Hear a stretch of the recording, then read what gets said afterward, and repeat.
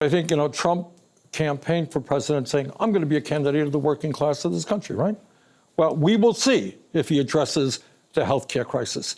We will see if he, in fact, is prepared to take on big pharma and lower the cost of prescription drugs.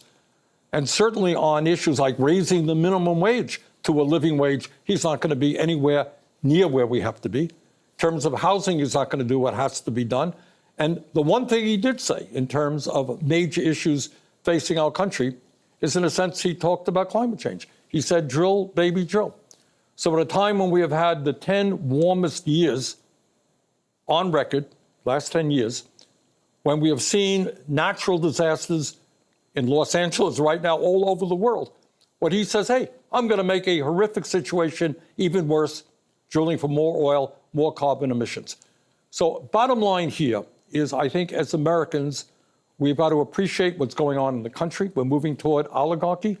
60% of Americans live paycheck to paycheck. Millions work for starvation wages. We need a government that works for all, not just for Elon Musk. Bernie Sanders said the following: Mr. President, instead of stealing Greenland from Denmark, I have a better idea. In Denmark, everyone is guaranteed health care, college education is free, parents receive 1 year of paid paternity leave, and workers don't make less than $22 an hour. Let's steal those ideas. Well, Elon Musk, he was not just there at the inauguration, and obviously is playing a pretty big role in this administration. I saw him going into the West Wing yesterday. He's getting office space on the White House grounds.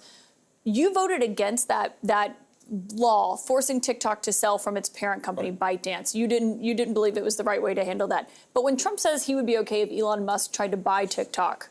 Well, I mean, this is what oligarchy is about. You have Jeff Bezos owns the Washington Post. Mr. Musk already owns Twitter. You have other billionaires owning the major media outlets in this country, CNN, other if you look at who owns them, you're looking at large Wall Street firms. So you already have a major, serious problem in terms of ownership of the media.